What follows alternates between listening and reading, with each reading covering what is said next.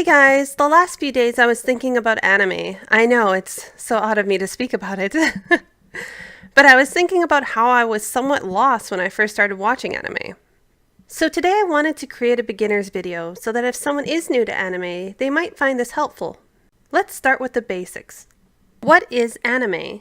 In simple terms, it refers to all Japanese animated films and TV shows. Anime is known for having a similar design across animations: large eyes, angular face, dynamic hair, and so forth. Netflix's Castlevania is commonly mistaken as an anime because it has artistic qualities that are commonly associated with Japanese animation. Castlevania was actually produced by American companies.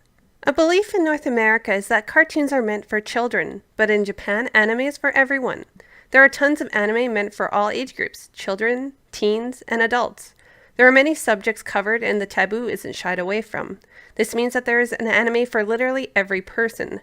There are dramas, fantasy, psychological thrillers, parodies, comedies, you name it. With anime, anything is possible. Now let's talk about some anime genres that aren't as straightforward for a beginner. Shoujo. These are aimed primarily at young female audiences and are typically focused on personal and romantic relationships. Josei are aimed primarily at females aged 18 to 40. Shonen. These are aimed primarily at a young male audience and are typically focused on action-filled plots. Seinen. These are aimed primarily at males 18 to 40. So does that mean that you shouldn't watch anime from the other categories just because you aren't the intended audience? Of course not. There are several anime that appeal to many types of viewers, even though its main demographic fits a different range.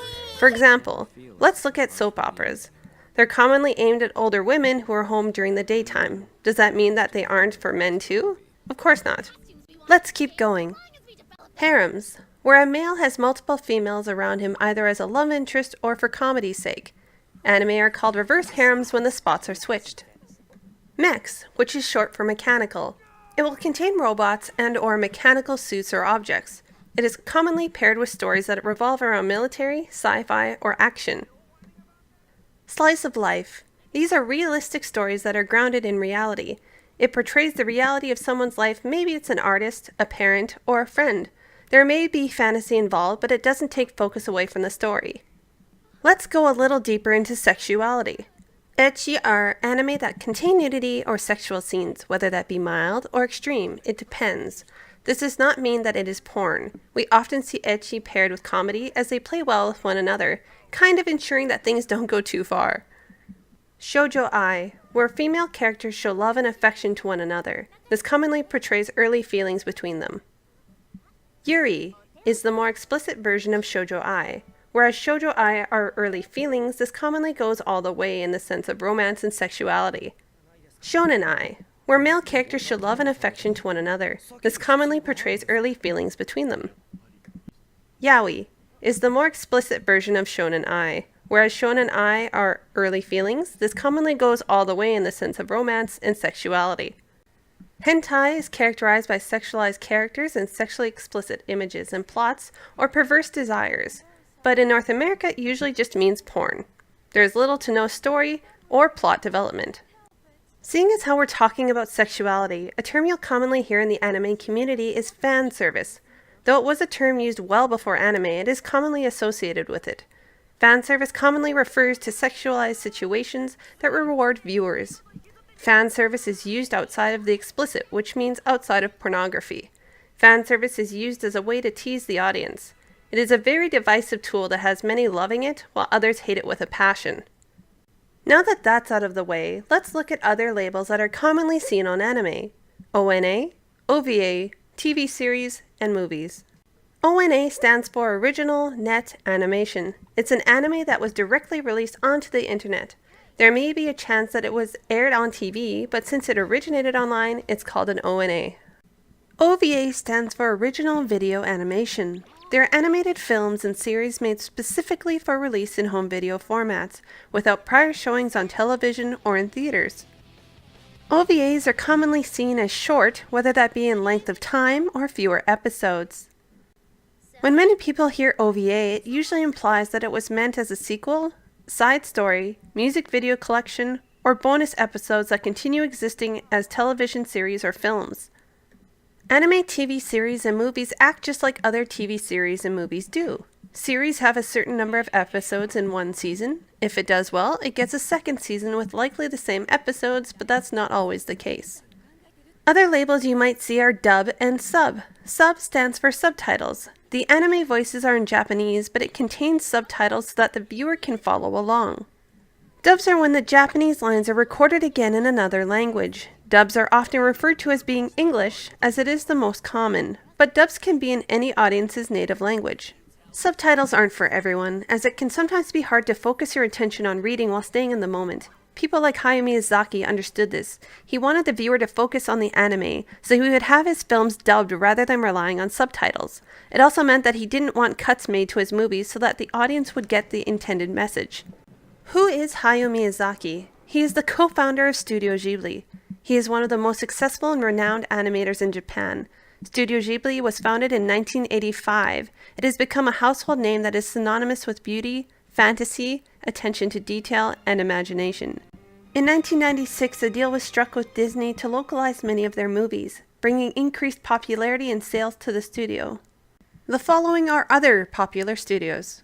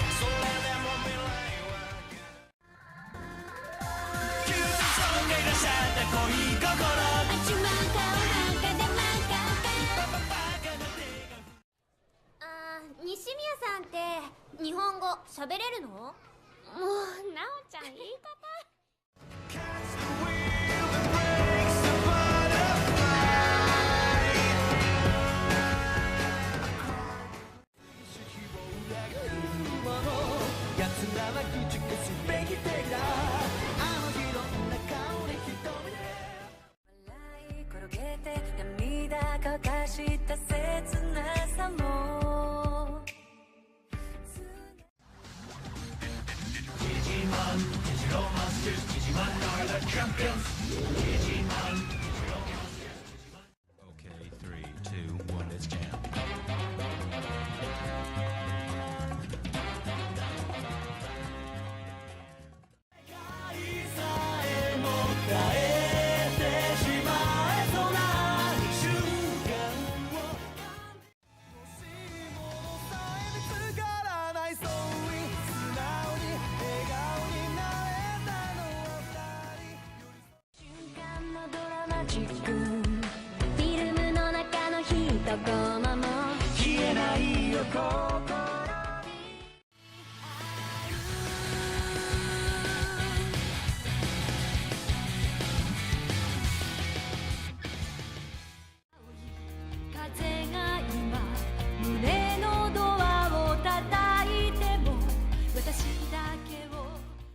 So you've started to view some anime when you realized that you'd like to keep track of what you've liked and disliked.